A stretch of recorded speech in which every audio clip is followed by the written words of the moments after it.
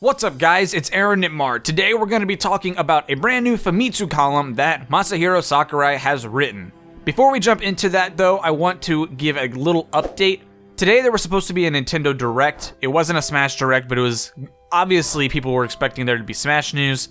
However, the Direct has officially been delayed according to the Nintendo Twitter.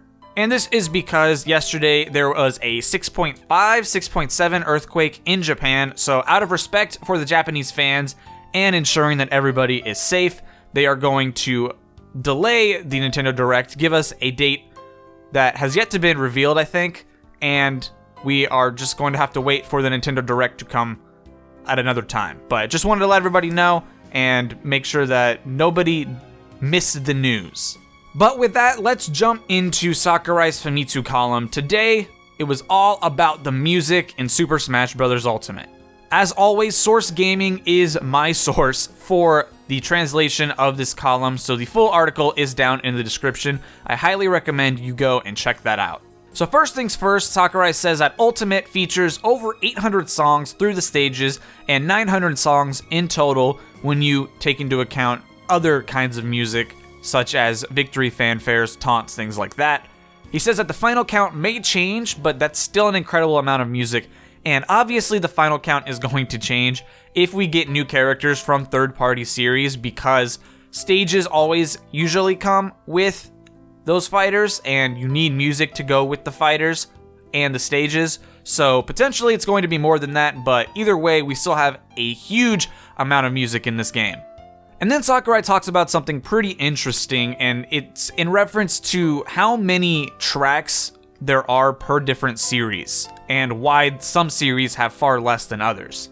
He says that some series require them to pay out a lot of money for licensing in order to use the music if they're using music from other companies.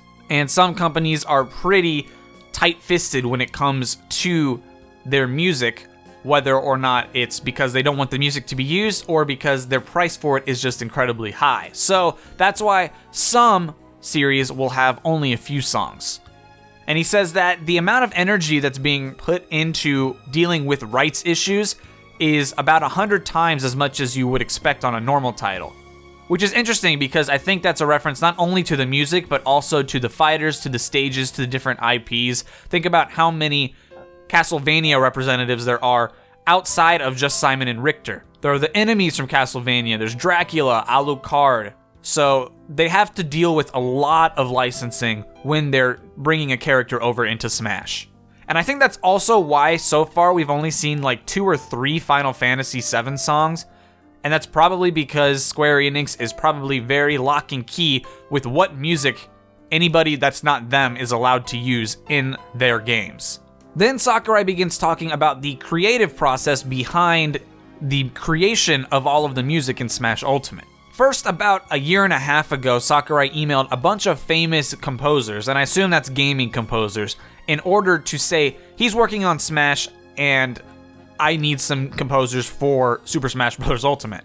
He says that's actually pretty difficult to say he was working on Smash, but he trusted these people not to leak that out to the internet, so he just told them straight to the point, this was Smash. Then the composers who agreed got together in groups of 4 to 6, and he showed them the project plan, and he said that he really wanted to focus on music that gets your heart pumping during battle. And then he talks about a Smash for Wii U tournament, which I think is really interesting.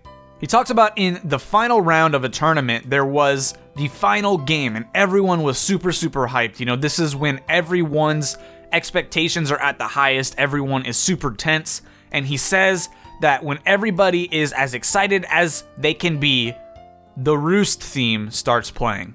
Which we can tell is true because this is a song that shows up on either Smashville or Town and City or both, I'm not entirely sure, but it is an Animal Crossing song, and the 2 Animal Crossing stages are pretty much the go-tos for tournaments.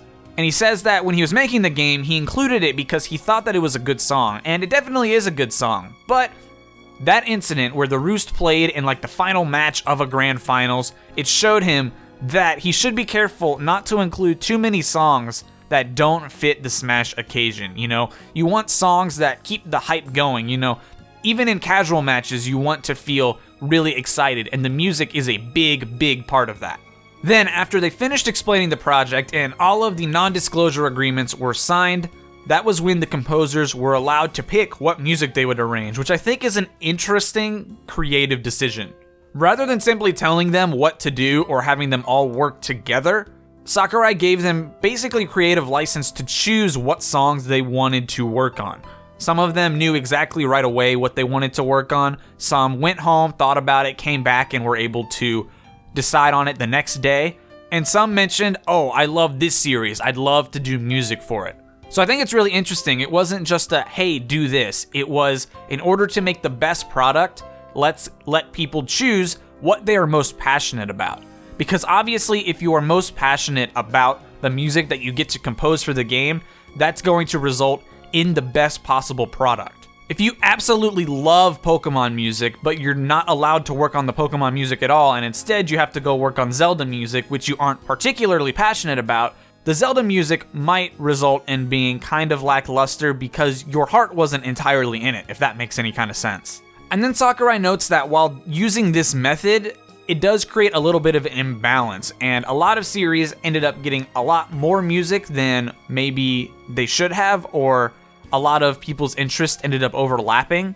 But like I explained, he thought it was best to have them arrange the music that they liked best. And he notes that both Castlevania and Mega Man are both very, very popular when it comes to the composers, so a lot of music exists for both of those series, which we could see in the Direct. I think Castlevania had 34 tracks, which is pretty crazy considering we have one stage and 2 fighters that are brand new, and 34 songs for that one stage. And then he also says that the Fire Emblem series also received a surprisingly large number of tracks thanks to one person in particular, which I think is really funny because it makes it seem like there's one dude over there in the corner who's just always working on Fire Emblem music. And Sakurai's like, hey Billy, you wanna work on you wanna work on one of the Mario songs? And Billy's just like, no, I'm good. I'm working on Fire Emblem song number 67. And Sakurai's like, okay, man, just, all right, take it easy. You know, it just seems like there's just one dude over there who just wouldn't stop working on the Fire Emblem songs. But we get a bunch of Fire Emblem songs in the end, so that's pretty cool. And then Sakurai just lets them go. He just gives them creative freedom, he just lets them go, and then he waits for the final product to come back, which I think is interesting. He's not really checking in, he's really just waiting for the finished product to show up. He's got a music supervisor who, of course, handled, doing all of that. But it's kind of interesting that Sakurai really trusted them that much to just make the music and then just go ahead. I'll hear it later. But he did note that he had to make some specific requests because the composers not only had to stay true to the original music, but also make it fit the game.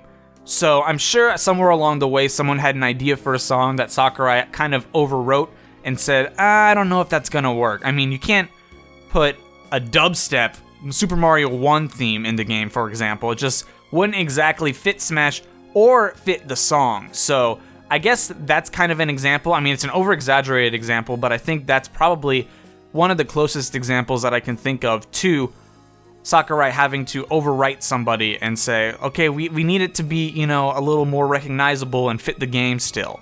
And that is pretty much everything Sakurai said. He gives us a few closing statements, which I think is pretty interesting.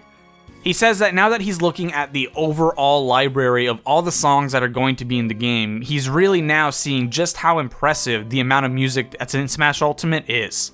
And he also says that it really makes him think that there's no such thing as bad music in a great game, because even if a game's interesting points come down to taste, even if some people like a certain aspect of a game and other people only like a certain other aspect of the game, the music has an absolute positive strength. It's undeniable that there are going to be good songs in this game and that the music selection for the game was as top-notch as possible. But yeah, that is all of the information Sakurai gave in his latest Famitsu column. These are always really interesting to me. I say it almost every time, but it gives us a really, really good insight into the development of Smash, and I'm really, really glad that he does this. A lot of times we just sort of get swept up in the character reveals and the trailers and all the leaks, and so it actually makes me feel bad when there is a correct leak because Sakurai has worked so hard to make this game the best he can, and I'm sure he thrives on seeing the internet's reaction whenever we first see the reveal to a Super Smash Bros. Fighter, that when it does get leaked, it does kind of take away from that. I mean, the game still comes out, but it's kind of not as satisfying putting all this work into it just for Joe Schmo, who worked as an intern, to leak out the next character. And of course, seeing the level of trust that Sakurai put into the composers was very interesting as well. I thought that he would be a little bit more hands-on, but he let them go, make the whole song, and then bring it back for his final approval. So I think that shows a lot of trust in the people that he hired to do the music for this game, that he just knew most of the time, if not all of the time, they are going to make excellent tracks. But guys, that is it for this video. If you enjoyed it, be sure to hit that like button. If you're new here, be sure to subscribe because I always cover Super Smash Bros. Ultimate content. Thank you guys so much for watching. I will see you all in the next one. Peace out, and I hope you have an awesome day.